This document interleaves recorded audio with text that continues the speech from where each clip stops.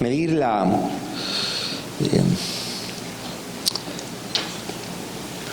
bendición, o medir la madurez, o medir la espiritualidad de una iglesia, es un ejercicio que podemos hacerlo y lo podemos hacer mal. Ciertamente, hoy día, en muchos lugares, se mide todo esto con los mismos criterios que se mediría un negocio, por ejemplo, un restaurante. Alguien pudiera decir, la bendición de Dios en un lugar, o la madurez, el crecimiento, la espiritualidad de una congregación se mide por la cantidad de miembros que tiene. Sería una manera que creo que es errónea, que no tiene sustento en la palabra de Dios, porque ni que una iglesia sea pequeña quiere decir que es madura, ni tampoco que una iglesia sea grande tampoco quiere decir que sea madura. Ni que la cantidad de personas que asisten a una congregación es el termómetro por medio del cual medimos la bendición, la espiritualidad, la madurez de una congregación, porque aunque es nuestro deber predicar y comunicar el evangelio, hacer discípulos, es prerrogativa de Dios el convertir a los pecadores. Primera de Timoteo, capítulo 3, dice, Pablo decía, yo planté, Apolo regó, pero el crecimiento lo ha dado Dios. Vuelvo y repito, es nuestro deber como creyentes, como iglesia, el cumplir ese mandato, pero no depende de nosotros o no depende de los hermanos de una congregación que esa iglesia sea grande o sea pequeña. Eso sigue siendo prerrogativa de Dios. En el libro de Hechos vemos nosotros que era el Señor que añadía a la iglesia los que habían de ser salvos. No es un buen criterio medir la madurez, la bendición, la espiritualidad de una iglesia por sus números, ¿verdad? Y si ese fuese el caso, entonces, si llevamos ese criterio hasta sus últimas consecuencias, la pregunta que haríamos entonces, ¿cuál es el número entonces? ¿500? ¿1000? ¿2000? ¿3000? ¿4000? Y si una congregación llega a 1000 y después nunca más crece, entonces dejó de tener la bendición de Dios. Ese criterio es muy terrenal, es un criterio para medir un negocio, y las escrituras no nos dan soporte o apoyo para eso. Otra manera errónea de medir la bendición, la espiritualidad de la iglesia es la parte monetaria. Si una iglesia tiene recursos, entonces esa iglesia es madura, esa iglesia ha crecido, pero si usamos ese criterio, entonces deberíamos decir que mucho de la iglesia primitiva, la iglesia naciente, la iglesia del Nuevo Testamento, no fue una iglesia madura ni bendecida ni con la bendición de Dios, porque muchas de esas iglesias eran pobres. La iglesia de Jerusalén era extremadamente pobre, al punto que Pablo iba a los lugares a pedir dinero para ofrendar a los santos de la iglesia de Jerusalén. Tampoco es un criterio saludable medir la espiritualidad o la bendición de una iglesia por su dinero, ni tampoco por su popularidad. Si nosotros traemos esos criterios, esos conceptos, esas ideas del mundo de los negocios a la iglesia, nosotros vamos a usar criterios que la Escritura no nos da para eso. Vuelvo y repito, que una iglesia sea grande no necesariamente significa que está mal. Y que una iglesia pequeña tampoco quiere decir que esa iglesia es sana. Los números no deben ser el criterio para nosotros medir la espiritualidad, la bendición o el crecimiento de una iglesia. Y de eso es lo que vamos a empezar a hablar hoy día, en esta última parte de esta sección, en nuestro estudio del libro de Efesios, la carta a los Efesios. Para los amigos y hermanos que nos visitan por primera vez, nosotros estamos estudiando el libro de Efesios y estamos ahora en el capítulo 4.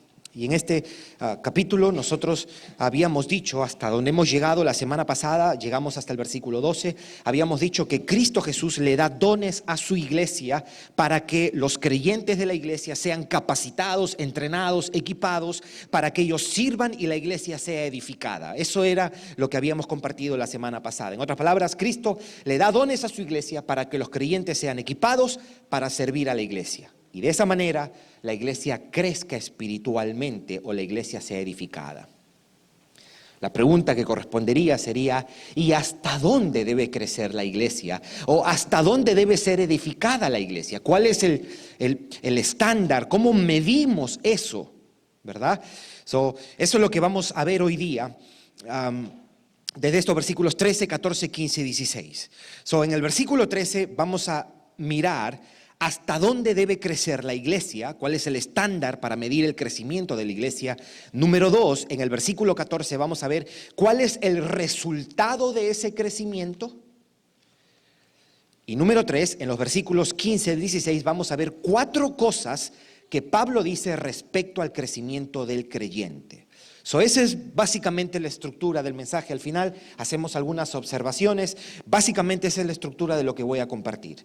En el versículo 13 vamos a ver hasta dónde crece la iglesia. Número 2, en el versículo 14 vamos a ver el resultado de ese crecimiento. Y vamos a estar mirando el crecimiento de el creyente y el crecimiento de la iglesia porque ambos se relacionan. Y número 3, desde los versículos 15 al 16 vamos a mirar 4 cosas que Pablo dice respecto al crecimiento del creyente. La primera pregunta es, ¿hasta dónde crece la iglesia? Versículo 13 nos dice, hasta que todos lleguemos a la unidad de la fe y del conocimiento del Hijo de Dios. ¿Qué significa eso? Sigamos leyendo. A un varón perfecto. Hay otra versión que dice hasta la condición de un hombre maduro, a la medida de la estatura de la plenitud de Cristo. Ante la pregunta, ¿hasta dónde crece la iglesia? Hasta que la iglesia entera sea como Cristo. En otras palabras, la meta de la iglesia es que todos sus miembros sean formados, que crezcan en semejanza a Cristo, que maduren y que sean más como el Hijo de Dios. La finalidad de la iglesia de Jesucristo y por ende de nosotros como iglesia local es que llegue a ser cada día más como su Salvador. La meta de la edificación de la iglesia, el ideal de la iglesia es que se parezca más a Cristo. ¿Y por qué es así? Porque esta meta colectiva que Dios tiene para su iglesia es la misma meta que Dios tiene con cada uno de nosotros los creyentes. ¿A qué cosa me refiero con eso? Que el día que Dios nos salva, es verdad, perdón de pecados, comunión con Él, vida eterna, nueva vida. Pero Dios nos salva, de acuerdo a las Escrituras, para hacernos más como Jesucristo. En otras palabras, el contexto de la salvación es para restaurar la imagen de su Hijo en nosotros. ¿Y por qué digo la palabra restaurar? Porque la imagen de Dios, aunque no fue perdida por completo en Génesis 3 a causa del pecado, sí fue corrompida a causa del pecado. La salvación que Dios ha provisto en Cristo tiene que ver con restaurar esa imagen, hacernos cada día más como Jesucristo. Aquí un par de versículos para sostener lo que estoy diciendo ahora. Pablo a los romanos les dice que Dios nos predestinó, en Romanos 8:29, que Dios nos predestinó para que fuésemos hechos conforme a la imagen de su Hijo. Ahí está. Desde antes de la fundación del mundo, Dios nos predestina para salvarnos, pero con el propósito de que seamos cada día más como Jesucristo. Nosotros cuando leímos Efesios capítulo 1, versículo 4, Pablo decía, él decía que Dios nos escoge desde antes de la fundación del mundo para que fuésemos santos y sin mancha delante de Él. ¿Qué cosa quiere decir eso? Que cuando Dios me salva, Dios no me salva para dejarme así.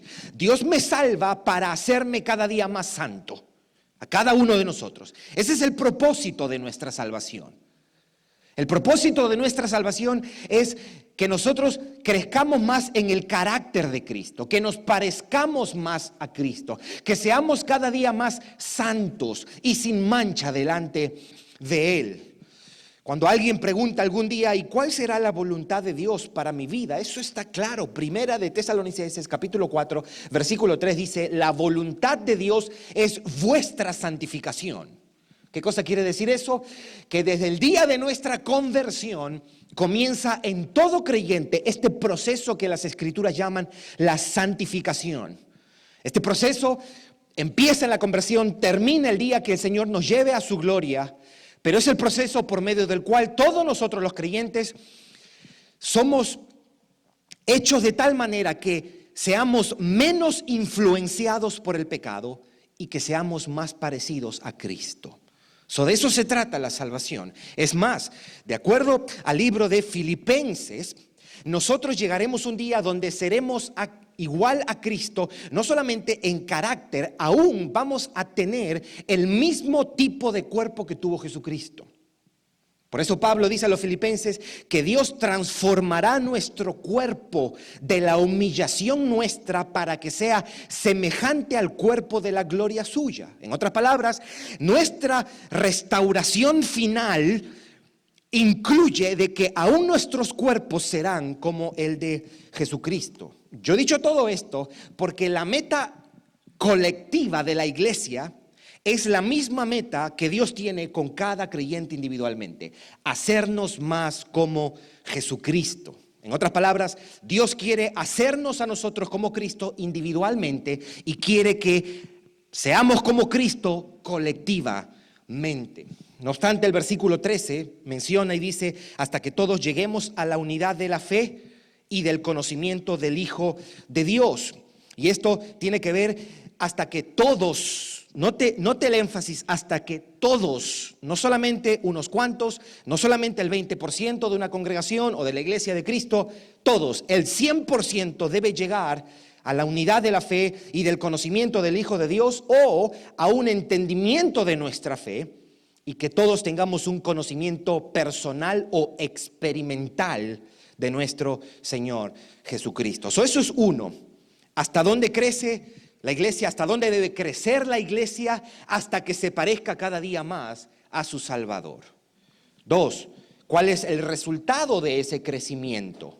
Vamos a verlo en el versículo 14. Dice, para que ya no seamos niños fluctuantes, llevados por doquiera, de todo viento de doctrina, por estratagema de hombres que para engañar emplean con astucia las artimañas del error. Yo quiero que usted lea nuevamente esto de acá porque es importante que leamos esto y entendamos qué está diciendo Pablo. Para que ya no seamos niños fluctuantes, llevados por doquiera de todo viento de doctrina, por estratagema de hombres, hay otra versión que dice de humanos, que para engañar emplean con astucia las artimañas del error. ¿Cuál es el efecto o el resultado de este crecimiento? Es que ya no somos niños, sino adultos, espiritualmente hablando. Note el contraste que hay con el versículo 13, un varón perfecto, y en el versículo 14, un niño. ¿Cuál es el efecto? El efecto es que cuando la iglesia madura y crece como un hombre, la iglesia deja de ser como un niño.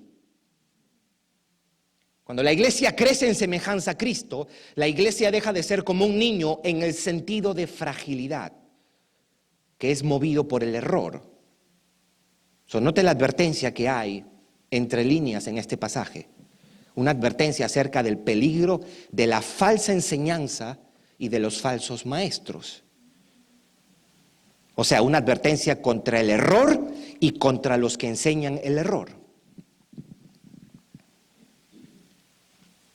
Este texto está diciendo que hay hombres que con astucia enseñan, con artimañas y engañan al pueblo. Y los creyentes que los escuchan son como niños débiles. ¿Y que son movidos por cualquier... Note que no está diciendo son movidos por vientos de tribulación. Está diciendo son movidos por vientos de doctrina. Erróneas, obviamente, el error. Y esto, siempre hubo esto, pero esto es cierto hoy día. Esto es muy cierto hoy día. Lo que Pablo, una de las cosas que yo veo en este texto, es que Pablo nos está diciendo, si tú no creces en la verdad, tú serás presa del error. Y te vas a ser movido. Estarás débil como un niño. Los falsos maestros son un peligro para el crecimiento del creyente. Y los falsos maestros son un peligro para el desarrollo de la iglesia.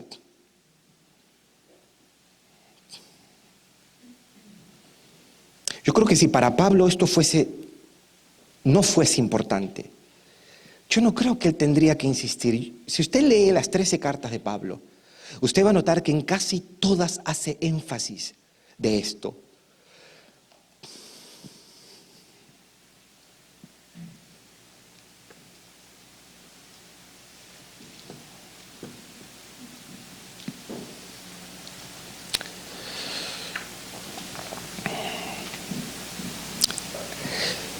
Es una triste realidad. Es una triste realidad lo que estamos viviendo hoy día.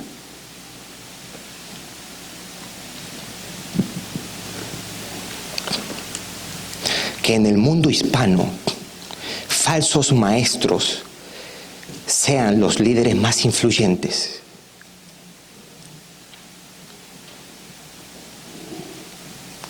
Qué lamentable. La falta de discernimiento.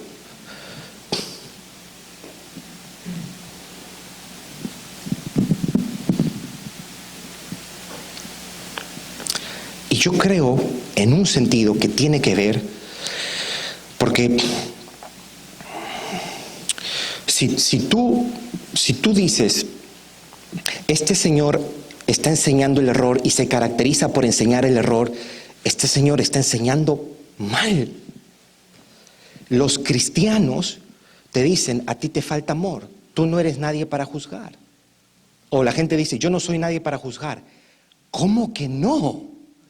El cristiano está supuesto a juzgar y decir si lo que ese hombre está diciendo es correcto con las Escrituras. Hoy día,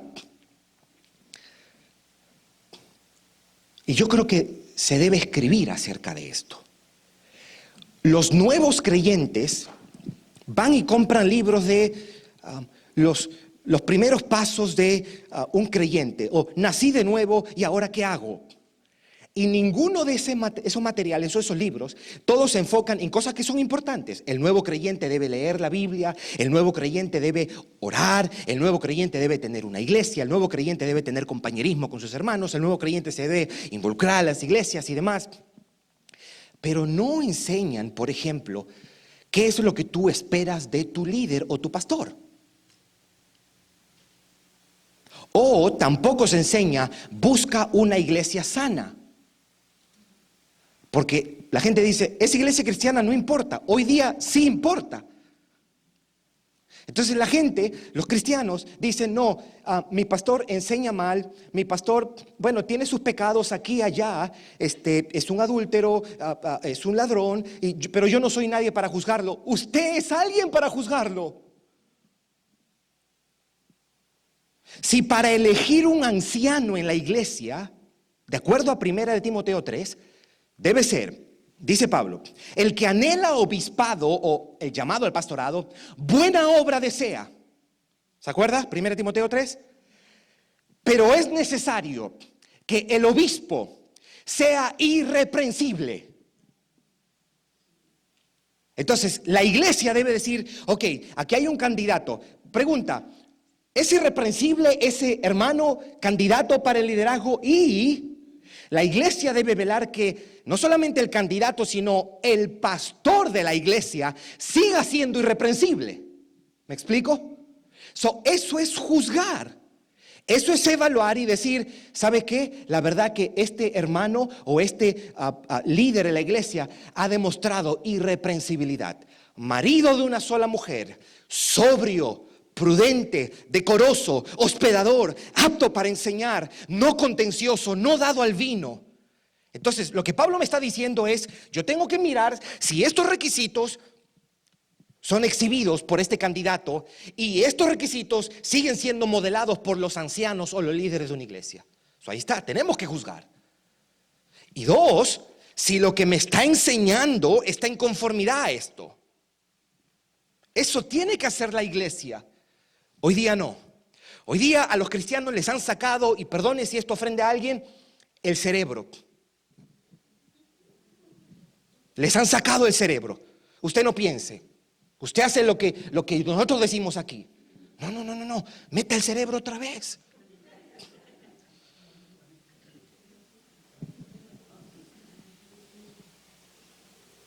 No, yo no puedo juzgar a usted. Entonces, ¿qué pasa? Si yo estoy aquí y yo digo, mire, mis hermanos, yo robé $2 millones, ¿ok?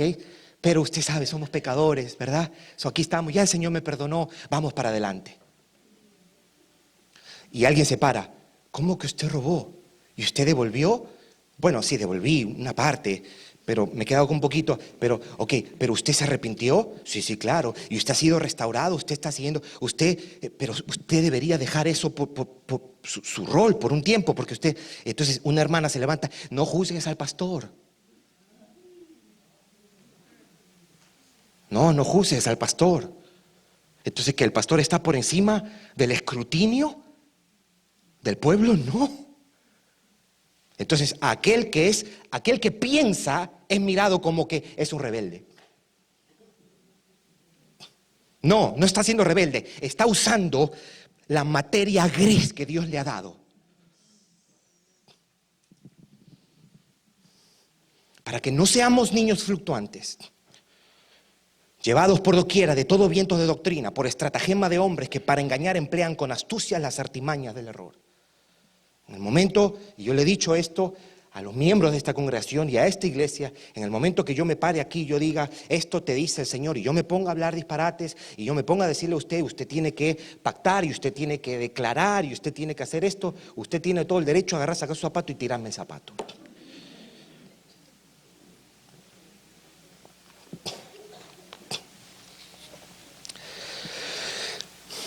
Cuatro cosas acerca del crecimiento, versículos 15 y 16. 4 cosas. Vamos a leerlo. Sino que siguiendo la verdad en amor, crezcamos en todo aquel que es la cabeza.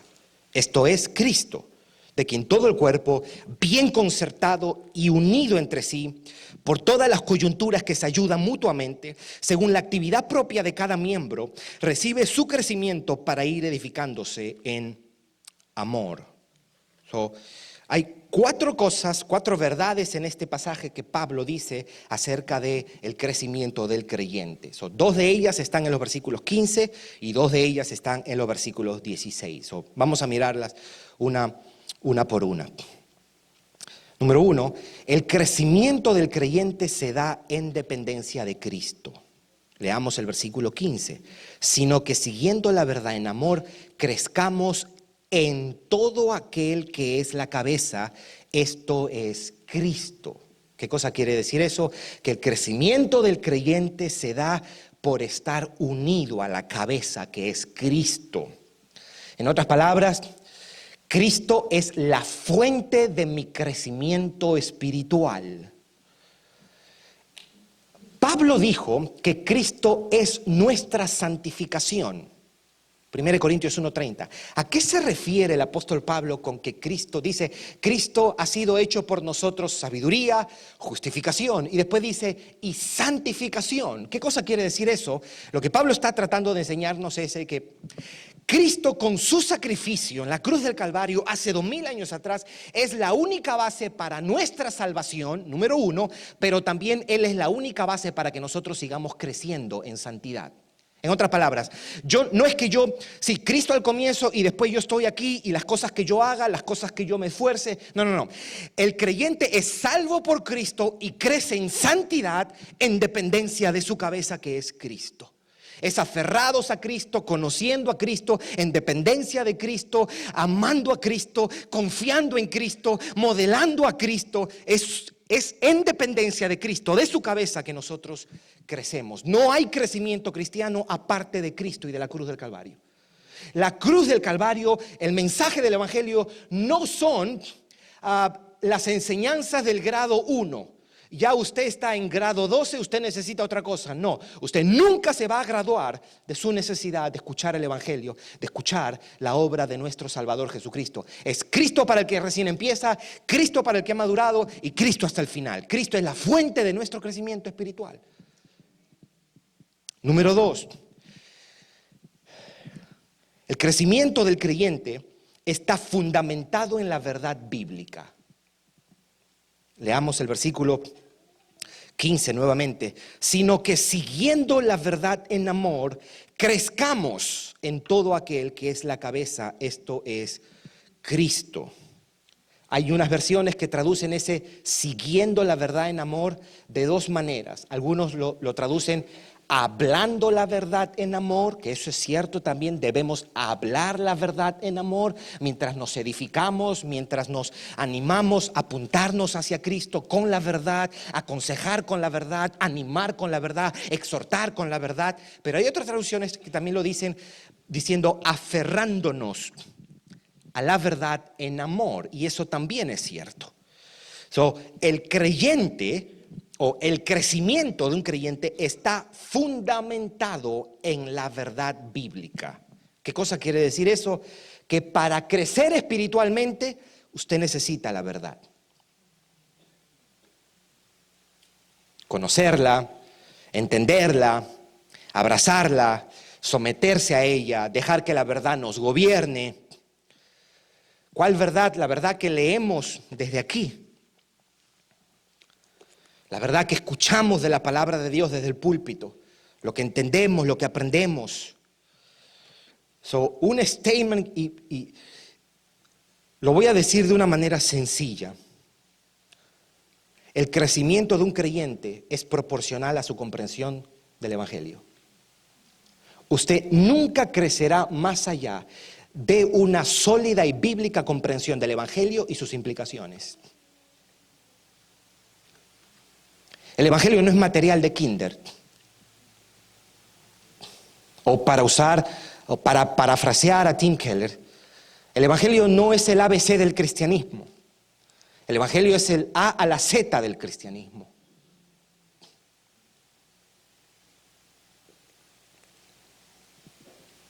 Tu madurez cristiana está subordinada, mi hermano, mi hermana, a tu conocimiento de tu fe. A tu conocimiento de tu fe. Este texto me está diciendo, es a través de la verdad que nosotros crecemos. No es, yo sentí esto y todo el tiempo y volví a sentir esto y el Señor me dijo algo, o tuve esta visión, o sentí algo, me caí, temblé. Usted tembló, se cayó, usted de repente se le bajó la presión, usted tiene que ir al doctor. Todo es en función de yo siento. Y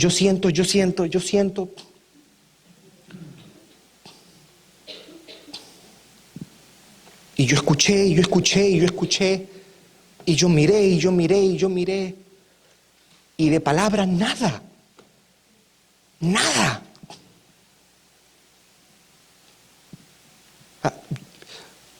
Si usted conoce creyentes que están en estos contextos, usted pregúntele a ellos qué es el nuevo nacimiento. Yo estoy seguro que la gran mayoría no sabe.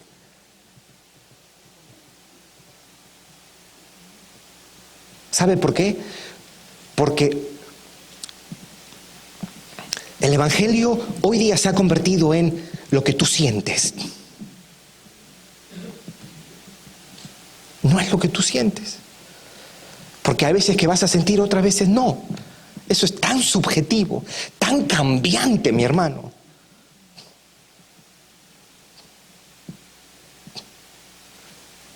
Lo que usted sintió hoy día es frío, porque está afuera la temperatura, está frío. Usted nunca crecerá más allá de la comprensión bíblica, de lo que usted entienda de sus verdades. Yo hablaba con un hermano ayer y yo le decía, el cristiano tiene que ser alguien fervoroso de espíritu, pero no un fervor hueco, sino un fervor que está arraigado en la verdad bíblica. Un fervor con fundamento.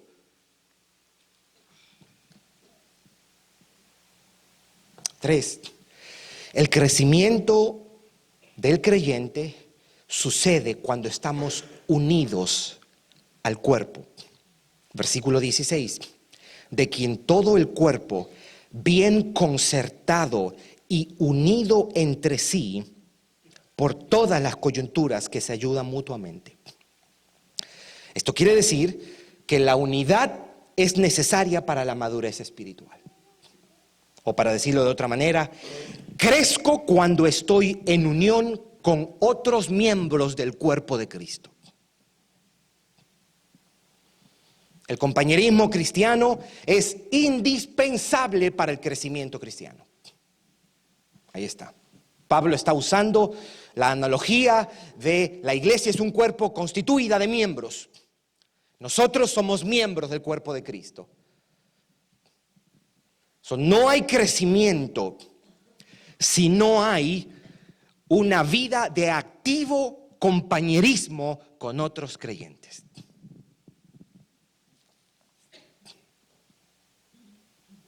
Cuatro, el crecimiento del creyente se da en la medida que servimos a nuestros hermanos.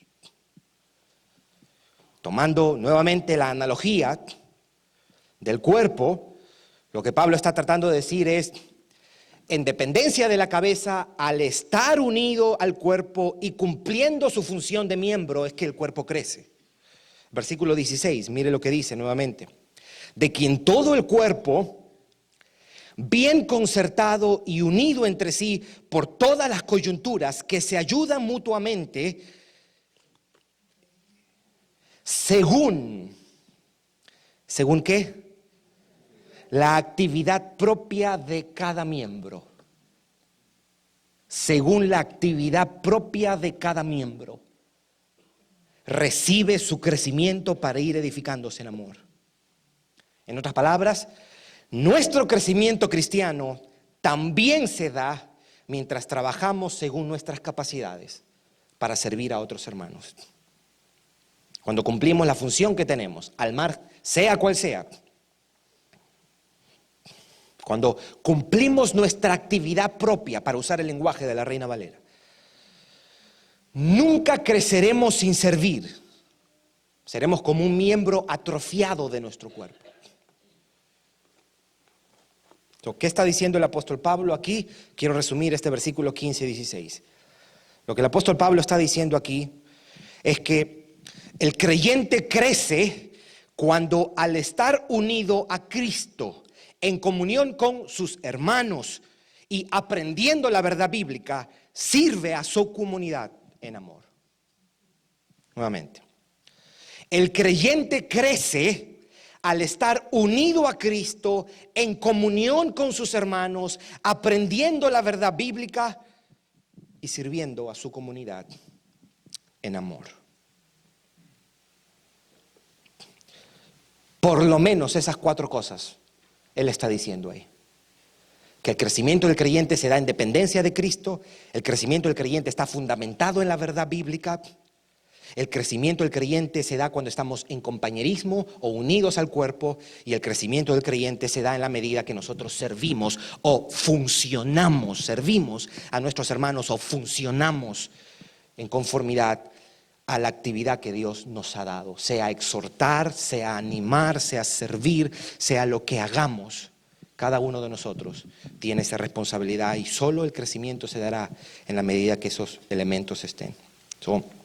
A manera de resumen, lo quiero decir así y después menciono unas cuantas implicaciones de este pasaje. La iglesia entera,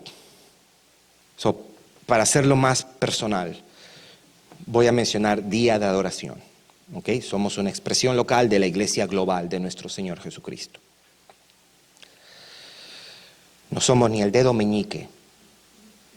La iglesia de Jesucristo es más grande que una sola iglesia o una sola institución.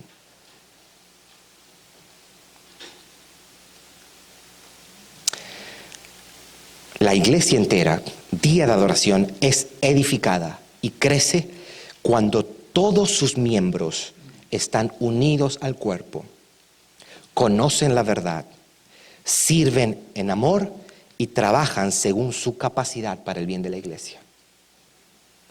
La iglesia, día de adoración, es edificada y crece cuando todos sus miembros, ¿y de dónde yo saco todos sus miembros? Cuando dice hasta que todos lleguemos. Eso incluye a todos.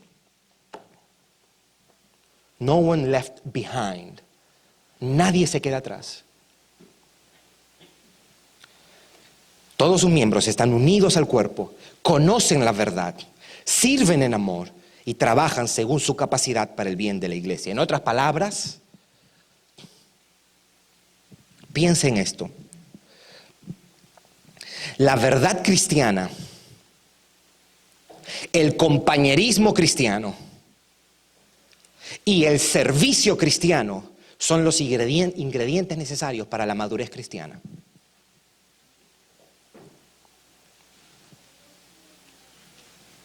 La verdad cristiana, el compañerismo cristiano y el servicio cristiano son los ingredientes para la madurez cristiana. Cuando estos tres elementos o aspectos o ingredientes, como usted desee nombrarlo, están presentes en un creyente, usted va a ver un creyente maduro. Alguien que está creciendo en su entendimiento de su fe, alguien que está creciendo en comunión y compañerismo con sus hermanos, un tipo de compañerismo honesto, abierto, sensible, sin máscaras, sin paredes que levantamos.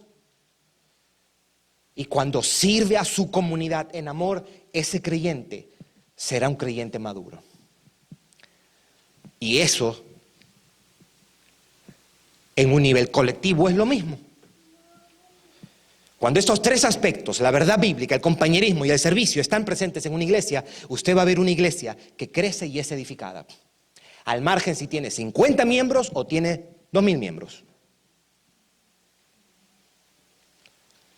Que la iglesia entera se parezca más a Jesucristo. Más piadosa. Más compasiva. Más humilde. Más mansa. Más sencilla, modesta. Sin arrogancia, sin jactancia. Y eso es lo que Dios está haciendo. Quiero mencionar 3 breves implicaciones y oramos. La primera es que de acuerdo a este pasaje uno lee y una conclusión segura y evidente es esta. Todos los cristianos debemos servir, porque somos miembros de un cuerpo, y todos debemos madurar. Todos debemos servir. Todos involucrados en el servicio. Según, el versículo 16, según la actividad propia de cada miembro. De cada miembro. Si usted ha nacido de nuevo, querido hermano, querida hermana, si usted pertenece a la iglesia de Jesucristo, usted debe estar involucrado en el servicio.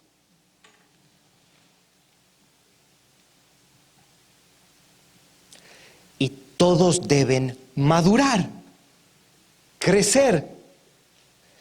Crecer no es una opción. No es una opción. No es, todo eso, no, yo no quiero crecer.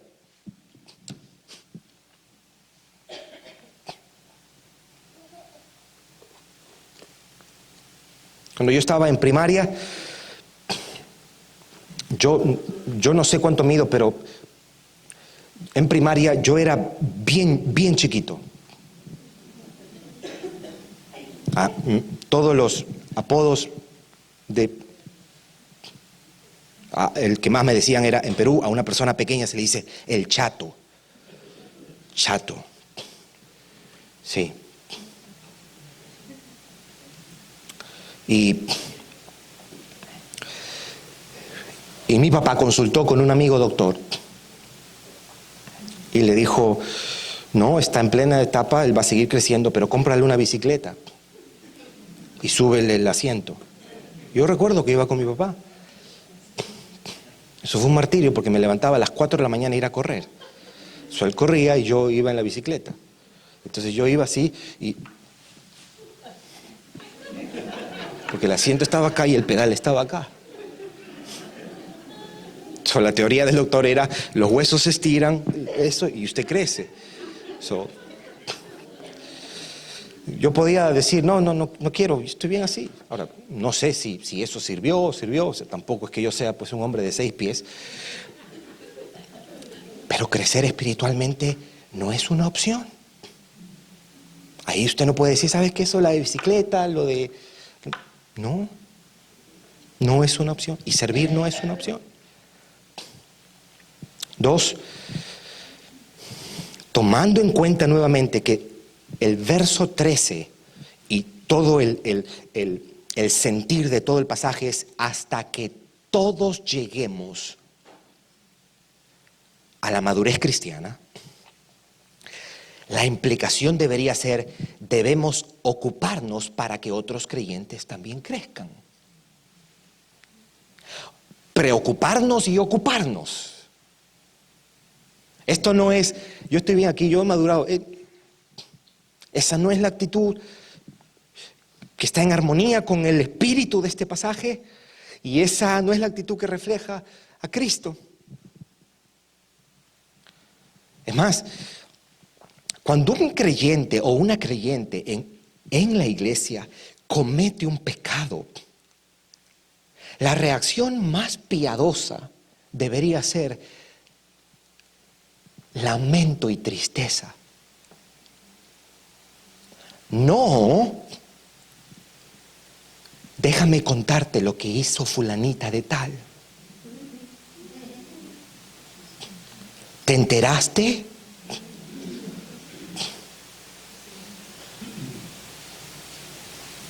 No.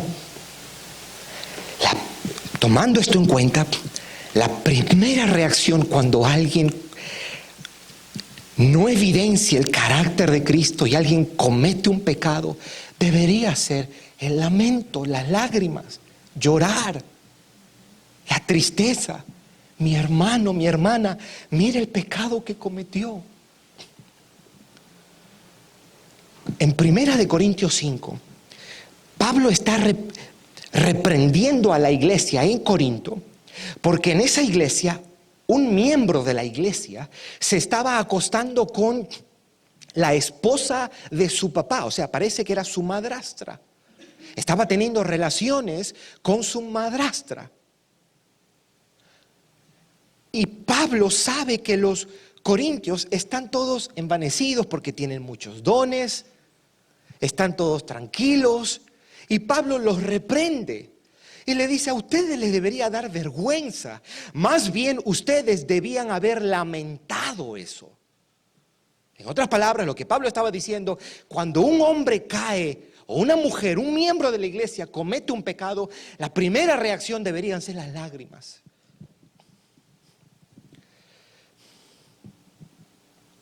Debo ocuparme y preocuparme para que otros hermanos también crezcan en el carácter de Jesucristo. Número 3. La pregunta debe ser: ¿estoy reflejando más a Cristo?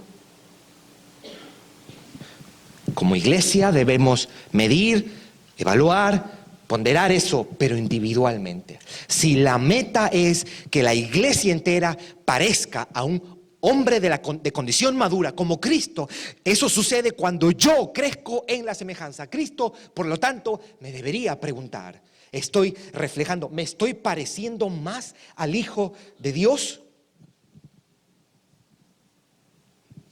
Esa es la medida de nuestra espiritualidad. No tanto cuántas oraciones Dios te ha respondido. O sea, ¿cómo yo voy a medir mi madurez diciendo, no, yo estoy bien porque cada vez que oro a Dios, Dios me responde? Cuando yo he escuchado eso en mi vida cristiana varias veces y no me deja de sorprender eso. Cuando una persona dice, cada vez que le oro a Dios, Él siempre responde lo que yo le pido. ¿De verdad?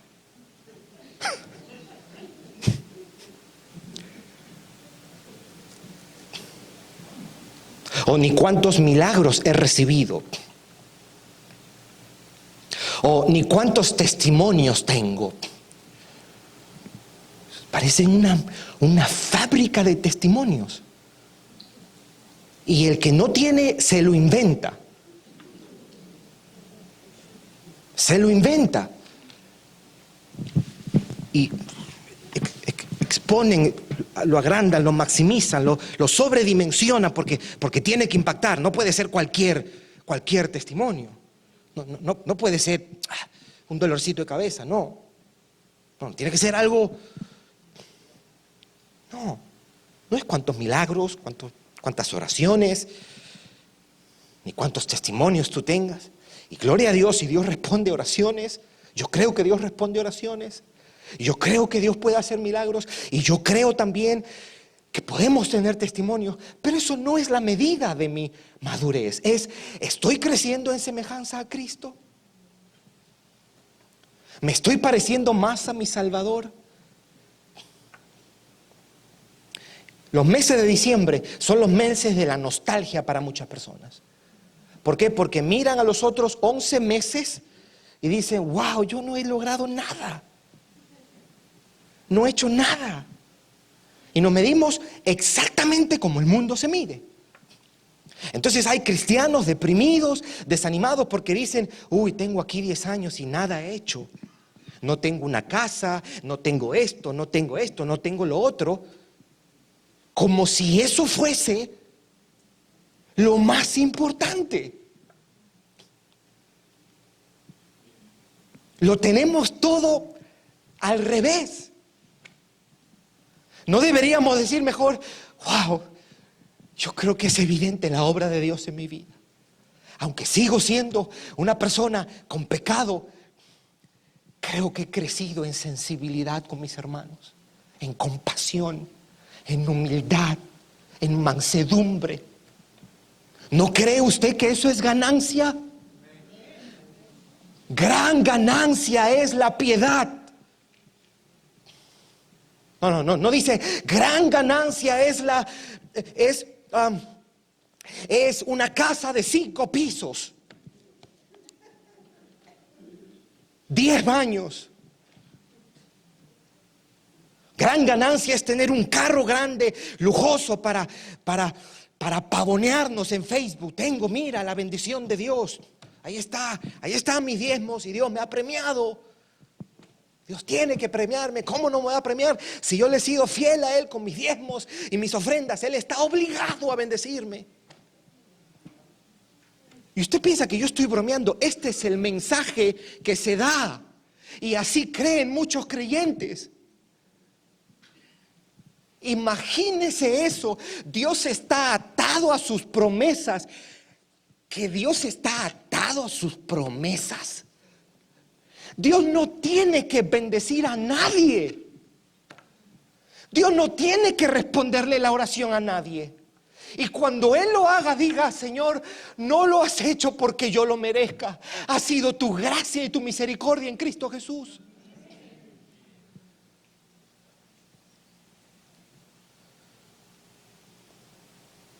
¿Usted ha tenido en el 2017 pan para comer? Usted tiene que darle gracias a Dios, porque comí, Señor. No me morí de hambre este año, cuando hay otras personas en este mundo que no tienen.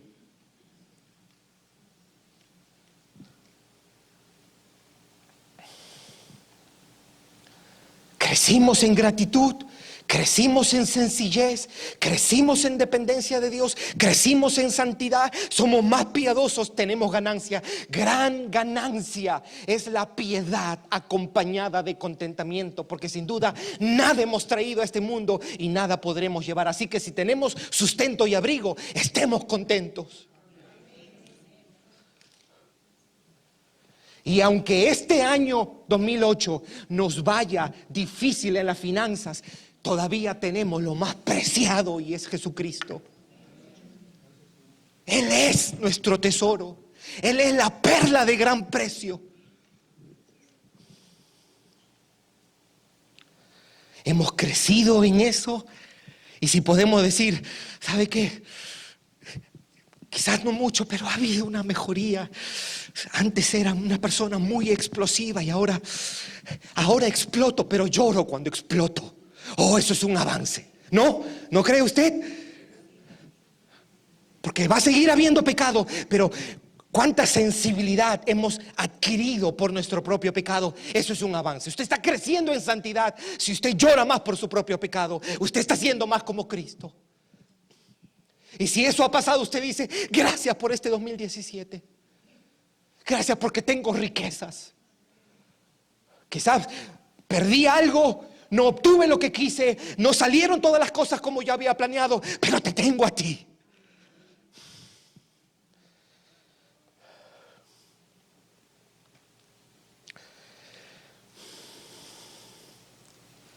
Mucho desánimo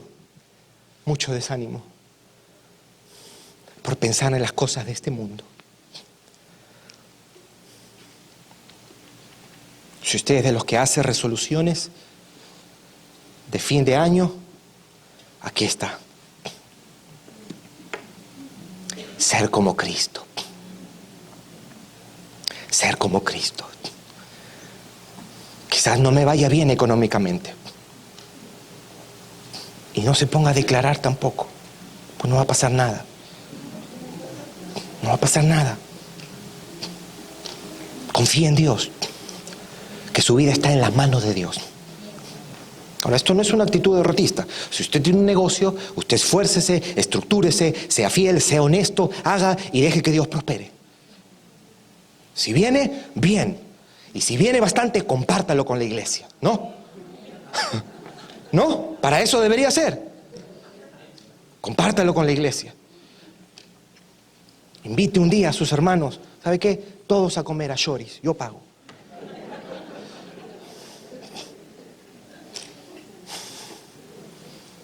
Qué precioso que así fuese, ¿ah?